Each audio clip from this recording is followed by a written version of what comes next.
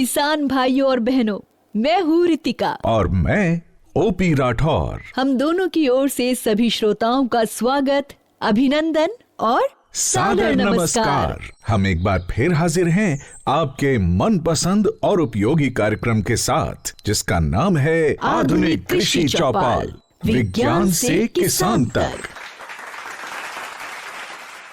ये विशेष कार्यक्रम हम आपकी नजर कर रहे हैं भारत सरकार के कृषि एवं किसान कल्याण मंत्रालय के सौजन्य से। किसान भाइयों और बहनों, इस कार्यक्रम में हम आप तक पहुंचाते हैं नई वैज्ञानिक जानकारियां और ऐसे उपाय जिन्हें अपनाकर आप अपने और अपने परिवार की आमदनी बढ़ा सकते हैं और एक समृद्ध तथा खुशहाल जीवन की ओर कदम बढ़ा सकते हैं।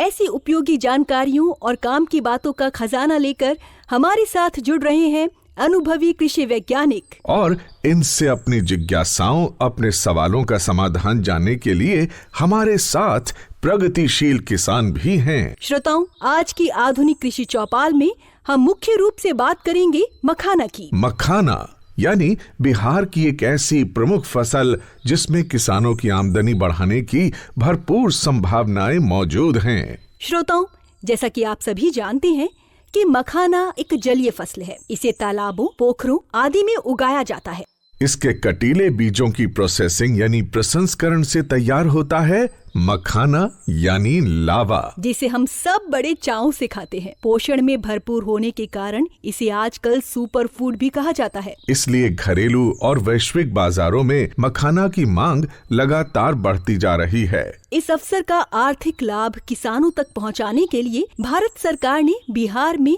मखाना बोर्ड गठित करने का फैसला लिया है। इसके जरिए मखाना का उत्पादन, प्रोसेसिंग और इसके उत्पादों के निर्माण को बढ़ावा दिया जाएगा। साथ ही मखाना और इसके उत्पादों को घरेलू और वैश्विक बाजारों तक पहुंचाने के लिए मार्केटिंग में भी मदद की जाएगी। बिल्कुल। किसान भाइयों और बहनों, सबसे बड़ी बात यह है कि आपको मखाना की आधुनिक खेती और प्रोसेसिंग के लिए तकनीकी सहायता और प्रशिक्षण भी दिया जाएगा, और मखाना की खेती करने वालों के किसान उत्पादक संगठन यानी FPO बनाए जाएंगे। इससे किसानों का लाभ और आमदनी बढ़ेगी। आपको ये भी बता दें कि बिहार के दरभंगा में भारतीय कृषि अनुसंधान परिषद यानी ICAR का राष्ट्रीय मखाना अनुसंधान केंद्र कार्य कर रहा है, जहां मखाना की खेती से जुड़े लगभग सभी पहलुओं पर वैज्ञानिक अनुसंधान किया जाता है और उसके उपयोगी नतीजे किसानों तक पहुंचाए भी जाते हैं। किसान भाइयों और बहनों, हमारी आज की कृषि चौपाल में हमारे साथ जुड़ रहे हैं इसी राष्ट्रीय मखाना अनुसंधान केंद्र के अनेक वैज्ञानिक, जो हमें मखाना की खेती से जुड़े अनेक तकनीकी पहलुओं पर उपयोगी जानकारी देंगे। तो सबसे पहले बात करते हैं इसी केंद्र के वरिष्ठ वैज्ञानिक डॉक्टर मनोज कुमार से। डॉक्टर साहब, बिहार में ऐसा क्या खास है जिससे यहाँ मखाना की खेती खूब फलती फूलती है? मखाने का जितना भी उत्पादन होता है हमारे यहाँ, उसका करीब 85% उत्पादन बिहार में ही होता है और खासकर मिथिला के क्षेत्र में होता है। यहाँ की एक कहावत बहुत ही प्रचलित है कि पग पग पोखर माछ मखान, ये है मिथिला की पहचान। तो मखाना हमारे मिथिला की पहचान रही है और आज बड़े हर्ष का ये विषय है कि मिथिला के मखाना ने मिथिला क्षेत्र को पुनः विश्व के मानचित्र पर स्थापित कर दिया है। निश्चित तौर पर हमारी मिट्टी, यहाँ का जलवायु, इसमें वो सारे गुण हैं, उतनी अनुकूलता है जिसने मखाना की खेती को प्रोत्साहित किया है। हमारे यहाँ तालाबों की संख्या काफी ज्यादा है। परंपरागत तौर पर मखाने की खेती तालाबों में होती आ रही है। इसके अलावा आप देखें तो पानी की जो आनुपातिक उपलब्धता अन्य प्रांतों की तुलना में हमारे उत्तर बिहार के क्षेत्र में और मिथिला क्षेत्र में ज्यादा है। और इन सब चीजों के अलावा जो सबसे महत्वपूर्ण चीज है जो यहाँ सहायक है मखाना की खेती के लिए, वो है मिथिला के किसानों के पास, यहाँ के श्रमिकों के पास मखाना के उत्पादन और प्रसंस्करण के लिए जरूरी जो कौशल है, ये उनके पास है। डॉक्टर साहब, हमारे साथ एक किसान भाई हैं राम प्रसाद जी। इनका एक सवाल है आपसे। मखाना उत्पादन बढ़ोतरी में क्या नई तकनीकी बदलाव किए गए हैं जिससे हम लोगों को ज्यादा से ज्यादा मुनाफा हो सके? पहला जो सबसे महत्वपूर्ण तकनीक है जो विकसित की गई है हमारे राष्ट्रीय मखाना अनुसंधान केंद्र के द्वारा, वो है स्वर्ण वैदेही वैरायटी का विकसित होना। स्वर्ण वैदेही एक उच्च उत्पादन क्षमता वाली किस्म है जिसमें 28 से 30 क्विंटल प्रति हेक्टेयर उत्पादन की क्षमता है। परंपरागत तौर पर जब हम तालाब में मखाने की खेती करते थे तो हमारी जो उत्पादकता होती थी 14 से 16 क्विंटल प्रति हेक्टेयर होती थी, लेकिन हमारी जो किस्म है स्वर्ण वैदेही, अगर इसकी खेती आप करते हैं तो 28 से 30 क्विंटल प्रति हेक्टेयर तक आप उत्पादकता प्राप्त कर सकते हैं। इसके अलावा जो दूसरे बदलाव हुए हैं वो कि परंपरागत तौर पर जहां तालाबों में खेती होती आ रही थी, अब खेत पद्धति से इसकी खेती संभव हो पाई है। कम पानी में, 1 फीट पानी में, 1.5 फीट पानी में अब आप मखाने की खेती बहुत ही सुगमता पूर्वक कर सकते हैं। इसके अलावा आप देखें तो पौध संरक्षण की नई तकनीक, भूमि एवं जल संरक्षण की तकनीक, इसके अलावा पोषक तत्वों के प्रबंधन की तकनीक विकसित की गई है और इन सब चीजों के अलावा भारी संख्या में हमने किसानों को तकनीकी प्रशिक्षण भी दिया है। आप देखें तो पिछले 5 साल में 3000 से ज्यादा किसानों को हमने प्रशिक्षित किया है मखाना की खेती के लिए, मखाना के प्रसंस्करण के लिए, और बाकी जो जरूरी तकनीकी सहयोग है वो हमने उनको प्रदान किया है। इन सबों के मद्देनजर हाल के समय में मखाना की खेती का तेजी से विस्तार हुआ है और साथ ही साथ आप जैसे जो अन्य किसान हैं मखाने की खेती में संलग्न हैं, उनकी आमदनी में भी आशातीत बढ़ोतरी हुई है। हमारे साथ हैं एक किसान, इनका भी एक सवाल है। सर, मेरा सवाल है कि मखाना उत्पादन बढ़ाने के लिए किन उन्नत किस्मों को चुन सकते हैं? इस अहम सवाल का जवाब लेते हैं डॉक्टर BR जेना जी से, जो राष्ट्रीय मखाना अनुसंधान केंद्र के वरिष्ठ वैज्ञानिक हैं। स्वर्णवैदेही जो मखाना का पहले वैरायटी है वो हमारे research centre, national research centre for makhana से 2006 में निकाला गया है। वो वैरायटी अच्छा वैरायटी है। उसका उत्पादन का जो क्षमता है वो 27 क्विंटल से लेकर 30 क्विंटल पर हेक्टेयर होता है और इसका जो प्रोटीन परसेंट है 8.0% से लेकर 8.5% तक प्रोटीन मिलता है। और इसके अलावा ये जो वैरायटी है इसमें कार्बोहाइड्रेट और जो मैग्नीशियम, कैल्शियम ये भी अच्छा मात्रा में पाया जाता है। ये वैरायटी अभी बिल्कुल जो फील्ड वाला जो मखाना का कल्टीवेशन होता है उसमें ज्यादा प्रयोग किया जाता है और ये वैरायटी ये बहुत लोकप्रिय है और ये वैरायटी को अगर अपनाएंगे तो आपका जो आमदनी है उसमें बढ़ोतरी होगा। और अब हमारे साथ जुड़ रहे हैं राष्ट्रीय मखाना अनुसंधान केंद्र के वरिष्ठ वैज्ञानिक डॉक्टर SM राउत जी। डॉक्टर साहब, क्या किसी जलाशय में मखाने की खेती के साथ मछली पालन भी किया जा सकता है? इससे किसानों को क्या फायदा होगा?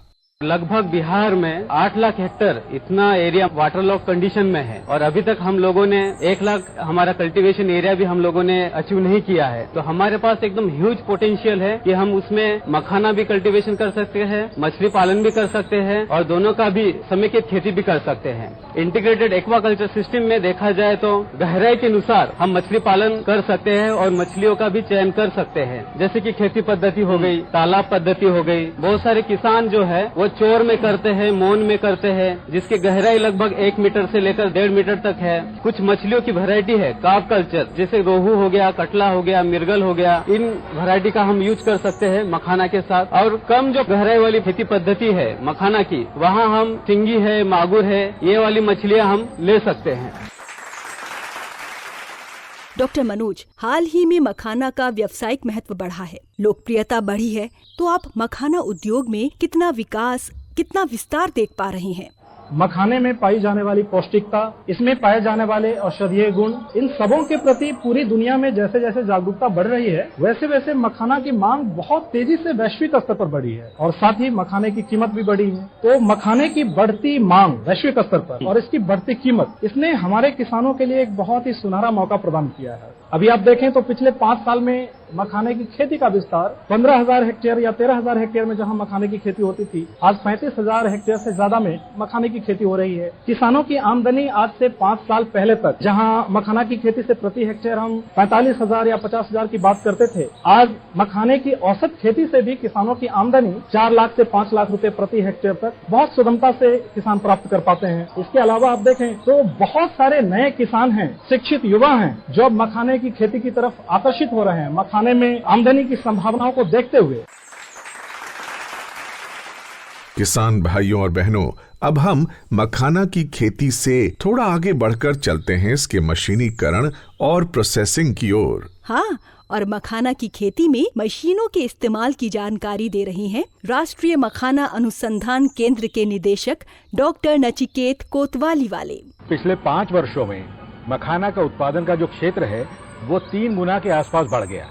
ये क्यों बढ़ा? क्योंकि मशीनें थी, और ये मशीनों के द्वारा जो है श्रम कम होता है, काम बड़ी तेजी से होता है, काम बड़ी अच्छाई से होता है, और इसके साथ में जोखिमें होती किसी काम को करने में, वो सारी जोखिमें कम हो जाती। अब जैसे मखाना से संबंधित यदि हम बात करें तो जो खेत है, खेत को तैयार करना, या तालाब है, तालाब में से गाद निकालना, या फिर मेड़ बनाना, इस तरह के बहुत सारे ऐसे कार्य है जिसमें बहुत ज्यादा लेबर की आवश्यकता होती है। लेकिन ये लेबर अब धीरे धीरे कम होते जा रहा है। अभी स्थिति ये है कि आने वाले कुछ समय में हमारे पास में उत्पादन करने वाले कम रहेंगे और खाने वाले ज्यादा रहेंगे।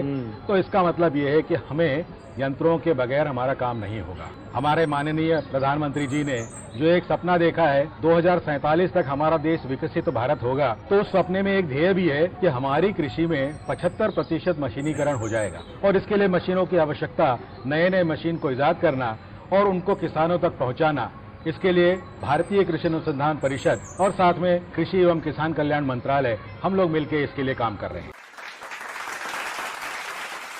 डॉक्टर नचिकेत जी, हमारे किसान भाई महेश मिश्रा जी आपसे कुछ सवाल पूछना चाहते हैं। मखाना निकालने के बाद लावा बनाने के लिए कौन कौन सी विभिन्न प्रक्रिया की जाती है, और दूसरा क्वेश्चन है कि मशीन को उपयोग करके मखाना लावा बनाने से क्या फायदा होते हैं? मखाना अनुसंधान संस्थान 2023 से पुनर्जागृत हुआ है, तो हमारा इसमें मुख्य कार्य यही है कि हम मखाना की प्रोसेसिंग से संबंधित यंत्रों को लेके आए। जैसा आपको पता होगा, जो परंपरागत खेती होती है उस खेती में और जो प्रोसेसिंग होती है उस प्रोसेसिंग में बहुत ज्यादा श्रम लगता है। अलग अलग कड़ाही और साथ में बहुत सारे औजारों का उपयोग करके धूल और धुएं में बैठकर किसान ये काम करते हैं, और जिसमें मखाना की जो गुणवत्ता है वो भी शायद निश्चित नहीं हो पाती है। तो जब आप मशीनों का उपयोग करते हैं तो मशीनों का उपयोग कहाँ कहाँ कर सकते हैं? मशीनों का उपयोग आप कर सकते हैं मखाने की धुलाई में, सुखाने में, उसके बाद ग्रेडिंग में, ग्रेडिंग करने के बाद में उसकी जो प्राथमिक रोस्टिंग की जाती है, प्राइमरी रोस्टिंग करते हैं उसमें, उसके बाद रोस्टिंग और पॉपिंग करते हैं जिसमें मखाना फोड़ के लावा बनाया जाता है उसमें, फिर जो लावा बन गया उस लावा को जो ग्रेडिंग की जाती है इसमें, और पैकिंग में।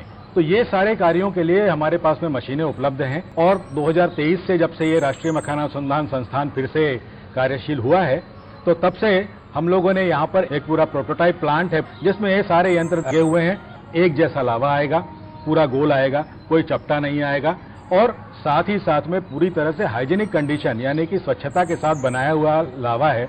तो जो एक्सपोर्ट करना चाहते हैं जो लोग, उनके लिए भी ये बहुत आवश्यक हो जाएगा कि पूरा मशीनीकरण करें जिससे कि कंटामिनेशन किसी तरह का ना हो। किसान भाइयों और बहनों, जैसा आप जानते हैं, मखाना की खेती में तालाब की तैयारी बहुत महत्वपूर्ण है। इसमें मेहनत भी बहुत लगती है।